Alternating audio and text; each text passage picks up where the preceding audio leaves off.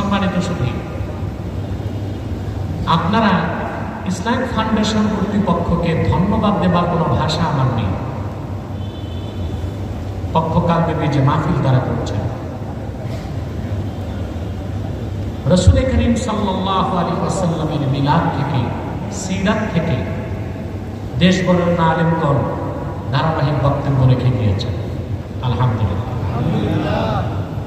এই ক্ষেত্রে কোনো দ্বন্দ্বে আমি বিশ্বাসী নই, কারণ সিরাত যা, মিলাদ তা।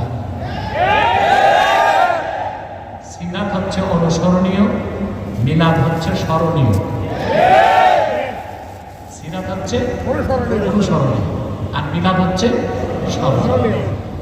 তো রাসূল করিম সাল্লাল্লাহু আলাইহি ওয়াসাল্লামের সিরাতের অনুসরণ করতে হলে ওনার স্মরণ তো লাগবে। কোন ভাই আবার যদি এখানে শিরকের গন্ধ খুঁজেন তো সেটা দুঃখজনক বিষয়। আল্লাহ তার হাবিবের জিকিরকে তার নিজের জিকিরের মর্যাদা দান করছেন। এটা আমার কথা না, শেখ আব্দুল হক মুহাদ্দিস দেহলভী রাহমাতুল্লাহ কত বড় আলেম, ব্যাখ্যার তো দরকার নেই। শেখ আব্দুল হক মুহাদ্দিস দেহলভী কিরকম মুহাদ্দিস আমি একটু বুঝাই দিচ্ছি। শেখ আব্দুল হাই লাখনবী রাহমাতুল্লাহ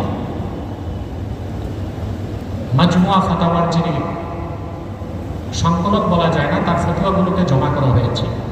তার মতে আব্দুল হক মুহাদ্দিস দেহলভীর পরে এই 450-400 বছরে তিনি আর কোনো মুহাদ্দিস পান নাই।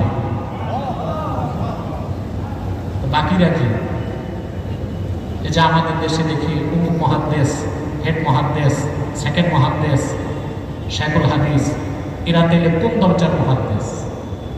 একটা হচ্ছে মুহাদ্দিস মুতলাক জাতি, আরেকটা হচ্ছে মুহাদ্দিস ওরফি। আমরা যে মুহাদ্দিস লিখি এগুলো ওরফি। আর জাতি মুহাদ্দিসদের মধ্যে আব্দুল হাই লাখনবীর মতে শেখ আব্দুল হক মুহাদ্দিস দেহলভী ছিলেন তার দৃষ্টিতে আর কোনো মুহাদ্দিস তারপরে তিনি পান নাই। জাযবুল কুলুবিল আদিয়াতুল মাহমুদ কিতাবে তিনি একটি হাদিস উল্লেখ করেছেন। আল্লাহর হাবিব ইরশাদ করেছেন, মান যাকারানি ফাকাদ যাকারাল্লাহ। যে আমার জিকির করলো সে আল্লাহর জিকির করলো। রাসূলুল্লাহ সাল্লাল্লাহু আলাইহি ওয়াসাল্লাম বলেছেন, যে আমার জিকির করলো সে আল্লাহর জিকির করলো। ভিন্ন ভিন্ন শব্দে